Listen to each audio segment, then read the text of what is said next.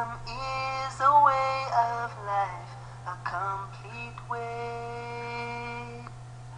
Assalamu alaikum wa rahmatullahi wa barakatuh. Welcome back to this episode of Tarbyyah here on Huda TV. And we're excited in this episode because we're talking about something very important, and that's one of the principles that Islam taught us 1400 years ago, and that is about equality and who is the best amongst us.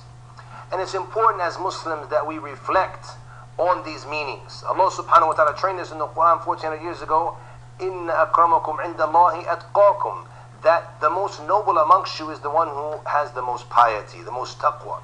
This is the best amongst you. It doesn't matter which nationality you're from, what color you are, and what have you.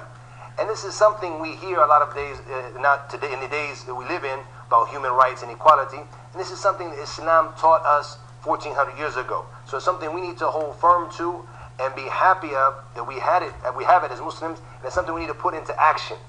Now here comes a problem that we have. We have to be real, that in a lot of the Muslim countries, we don't find this equality. When we find there's a bit of dhulm, some oppression, and we find that a lot of times the Western countries are better than Muslim countries in this. But it doesn't matter, because we are concerned with what Islam teaches us.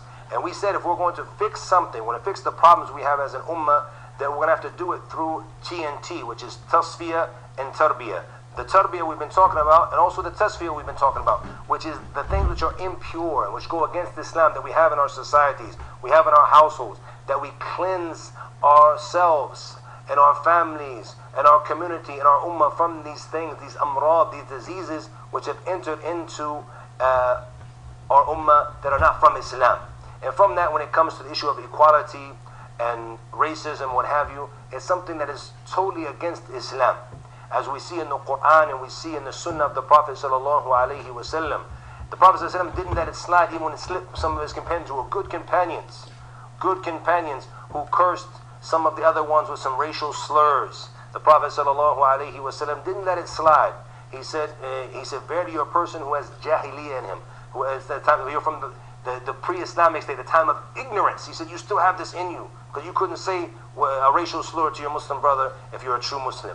And the Prophet ﷺ, he told us, دَعُوهَا فَإِنَّهَا مُنْتِنَا. He said, leave this racism, because it's something that's, he said, it's something that's rotten. So we need to reflect on these meanings and revive them in our lives as Muslims, that nobody is better than anybody except if you have the taqwa.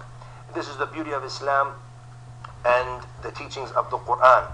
From the teachings of the Quran, when we see how the Quran trains the Muslim, is to train to have all kinds of different adab or manners. And subhanAllah, when you reflect on the manners that are taught in the Quran, they're so vast from all aspects of life that you need as a Muslim, as a human being in your life. You need these adab, these manners that you need as a human being, and it's so vast and so various in the Quran. And I'm going to give you several examples. One of them, obviously, is when it comes to the rights of parents in Islam and being respectful and dutiful to your parents. Allah subhanahu wa ta'ala tells us in the Quran, وَقَضَى رَبُّكَ أَلَّا تَعْبُدُوا إِلَّا إِيَّاهُ وَبِالْوَالِدَيْنِ إِحْسَانًا. In Surah Al-Isra, Allah subhanahu wa ta'ala says that Allah has declared that you worship Him, and then that you are dutiful with your parents. The scholars of Islam mention something very important here, and that is the fact that Allah subhanahu wa ta'ala mentioned at the beginning of this ayah His right to be worshipped as one without joining any partners. His right to be worshipped as one without joining any partners, which is the reason that you were created as a human being. It's the reason why you're here as a human being. You're here to worship Allah subhanahu wa ta'ala. Now Allah mentioning that right His right upon the servants, His right to be worshipped as one without joining any partners, and then mentioning right after that, directly after that, the right of the parents. It shows the high status of the parents in Islam. The rights of the parents in Islam. Islam trains us to have manners, to not say even to them, oof, the smallest amount of disrespect. That's an example. Another example of some of the manners that the Quran teaches us is when it comes to lowering your gaze. قُلْ لِلْمُؤْمِنِينَ يَغُضُّ مِنْ أَبْصَارِهِمْ. In Surah An-Nur, Allah subhanahu wa ta'ala tells us, verse 30, and tell the believing men to lower their gaze. In the next verse, also the believing women to lower their gaze. So the point is that lowering the gaze. Why? What is the importance of lowering the gaze? Now, when it comes to what you look at, it's been proven, we all know that what you look at, it affects your heart. And Allah subhanahu wa ta'ala, the Khaliq, al-Bari, al-Musawwir, the one who created us subhanahu wa ta'ala, and He knows what's good for us and what is bad for us. He said, look, if you're going to be successful, you have to lower your gaze. This is the only way. Follow the command of Allah, you have to lower your gaze. Because it's going to harm you. When you're looking at that which is haram, that which is displeasing, that which is deviant, that which is evil, it's going to have an evil effect on your heart as well. So this is from the adab, the manners as the Quran trains the Muslim to have as well. Another example of some of the adab that the Quran teaches the Muslims and trains the Muslims to have is the adab of isti'dhan, the manner or the etiquette of isti'dhan, which is taking permission before you enter. Allah subhanahu wa ta'ala tells us also in Surah An-Nur, يَا أَيُّهَا الَّذِينَ آمَنُوا لَا تَدْخُلُوا بُيُوتًا غَيْرَ بُيُوتِكُمْ حَتَّى تَسْتَأْنِسُوا وَتُسَلِّمُوا عَلَى أَهْلِهَا. Subhanallah. Said, Allah subhanahu wa ta'ala says, O you who have believed, do not enter houses other than your house before you have taken permission and you have given salams to the people in the house. Taking permission. The Prophet ﷺ taught us also the adab of taking permission, not to knock on the door more than 3 times and what have you, and have respect for the people inside. This is from the adab the Quran is training the Muslim to have. And we said, you look how it's so vast, the adab that the Quran is teaching in all aspects of life, all walks of life.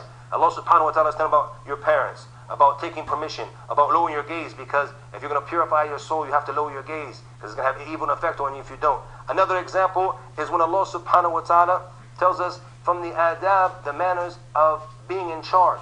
When you're the boss, when you're in charge of a company, no matter how big or small of a position it might be, when Allah subhanahu wa ta'ala says, وَشَاوِرْهُمْ فِي الْأَمْرِ, and he said, he told the Prophet, and take their opinion. He said to the Prophet, take their opinion. And also, if you're somebody who's in charge, somebody who's a head of a company, it's important, you're the boss in whatever aspect of life it is, that you take the opinions of others. And in any successful government, as being whether it's a government job, whether it's a business job, whatever role you have in society, you take the opinions of other people. And then after that, obviously, if you're the one in charge, then you pass the ruling or whatever. But the important thing is that you take the opinions of others. And the Prophet ﷺ obviously put this into action. He would always take the opinion of his companions and the opinion of his wives and what have you, as well as to be the perfect role model, the example of وَشَاوِرْهُمْ فِي الْأَمْرِ, and take their opinion in this affair. The Quran trains the Muslim to have zuhud in this dunya. And having zuhud in this dunya is not to be attached to the dunya. That doesn't mean not to be successful in the dunya. Pay attention to this. Because a lot of people misunderstand what zuhud means. It means to not have from the dunya or to leave from the dunya. It doesn't mean that. It means not to be attached to it. And what it means to have zuhud is leaving that which does not help you get to the akhirah. Pay attention. Leaving that which does not help you get to the akhirah. That doesn't mean you can't be a successful businessman. You can't be a successful doctor. You can't be a successful engineer. All of that is from Islam, because Islam says to us, the Prophet ﷺ tells us that if you do something to perfect it, because Allah loves when you do an action that you perfect. This is from Islam. But Allah subhanahu wa ta'ala, when He is training us in the Quran, He is training us in the Quran subhanahu wa ta'ala, He tells us, اعلموا أنما الحياة الدنيا لعب وله وزينة. That to know that the life of this dunya, this worldly life that you're living in, that it's playing and it's fun and games and it's beautified. It's, you have the attraction of the dunya, but don't let yourself get attached. He tells us in another verse, أَرَضِيتُمْ بِالْحَيَاةِ الدُّنْيَا مِنَ الْآخِرَةِ فَمَا مَتَاعُ الْحَيَاةِ الدُّنْيَا فِي الْآخِرَةِ إِلَّا قَلِيلٌ. Look at this tarbiyah from Allah subhanahu wa ta'ala, who is telling us, have you been pleased by the life of this dunya? And the life of the dunya to the akhirah is nothing compared to the pleasure of the hereafter. For the meaning in the verse in Surah At-Tawbah, verse 38. This is training us, once again, as Muslims, to know the reality of this dunya. Have you taken the pleasure of this life instead of the akhirah? And what is the pleasure of this life to the akhirah except for what? Mata'ul ghurur, as Allah subhanahu wa ta'ala says in the other verse. It's something that you've just been enticed with. It's not a reality. The reality of the real pleasures, it is in the hereafter. Once again, as a Muslim, that doesn't mean that you cannot be successful in the dunya. You cannot be successful in what you do. That doesn't mean that. However, what it's saying is that do not be attached to this dunya. Do not be attached to this dunya and have your heart attached, because it makes you go astray. It makes you forget the hereafter. And when you look at the Sahaba and what made them so successful, when they put this training into action, They put this training into action, and they were not attached to this dunya. Because a lot of the Sahaba, look at Abdurrahman ibn Auf, Uthman ibn Affan, Abu Bakr, all of them, radiallahu anhum, all of them were big businessmen. All of them were successful businessmen. A lot of them had a lot of money in what they did. They were successful in what they did. But nonetheless, they did not let this attach their hearts to this world. And you'll find with their money, they gave it for Allah subhanahu wa ta'ala. They helped out the Muslims. They helped out the ummah. So if you're somebody who's successful, this is what you need to be doing as well. You need to train yourself. And then one of the things that that Islam comes in the Quran trains us to do is to give for Allah subhanahu wa ta'ala. To give from what Allah subhanahu wa ta'ala has given us. Because Allah subhanahu wa ta'ala knows from the human nature that we love the money. We love the dunya. وَتُحِبُّونَ الْمَالَ حُبًّا جَمًّا. And you love the money. And you love it, seriously you love it. And that's why they say money is honey, right? Everybody loves money, no doubt about that. People love money. But Allah subhanahu wa ta'ala tells us, وَمَن يُوقَ شُوحَ نَفْسِهِ. Because inside we're stingy. We don't want to give that money. We love it. We don't want to give it. وَمَن يُوقَ شُوحَ نَفْسِهِ فَأُولَٰئِكَ هُمُ الْمُفْلِحُونَ. But whoever is able to overcome the stinginess inside himself, then verily these are the successful ones. So Allah subhanahu wa ta'ala trains us. The Quran is training us. Allah is training us in the Quran to teach us how we need to be as Muslims with what Allah subhanahu wa ta'ala has given us. He knows, He created us. He knows we're going to love this money and we'll be attached to this dunya. But when you give for Allah subhanahu wa ta'ala and you overcome that, these are the ones who are going to be successful. We need to reflect on these meanings and how it affects us in our everyday life. We need to look at how the Quran trains us in all of the aspects of life and put it into action if we're going to be successful as individuals in this life and if we're going to be successful as an ummah.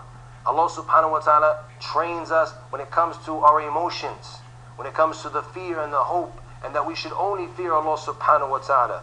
We should only fear Allah subhanahu wa ta'ala, and we shouldn't fear anybody of His creation. Allah trains us throughout the Quran. We need to look at the book of Allah subhanahu wa ta'ala in a different light, my dear brothers and sisters in Islam. We need to look at the book of Allah subhanahu wa ta'ala as the manual of guidance that it is for the Muslims, and what it's training us to do, and we need to start doing it. And what it's training us to stay away from, and we need to stay away from it and put these lessons into action. And bi'idhnillah, you're going to see the barakah and you're going to see the change in life once you start to train yourself and you start to strive for Allah subhanahu wa ta'ala. Allah subhanahu wa ta'ala will be with you. Allah subhanahu wa ta'ala will help you. Allah subhanahu wa ta'ala promises us, وَالَّذِينَ جَاهَدُوا فِينَا لَنَهْدِيَنَّهُمْ سُبُلَنَا وَإِنَّ اللَّهَ لَمَعَ الْمُحْسِنِينَ. Look how Allah subhanahu wa ta'ala is training us to know that those who strive for us, we strive to please Allah subhanahu wa ta'ala in this dunya, that verily Allah will be with us. Allah will assist us. وَإِنَّ اللَّهَ لَمَعَ الْمُحْسِنِينَ. And verily Allah will be with the doers of good. That brings us to an end of today's episode. Allah knows best. Allahu a'lam wa sallallahu wa sallam wa barak ala Nabi Muhammad. Wassalamu alaikum wa rahmatullahi wa barakatuh. Do you know what Islam is?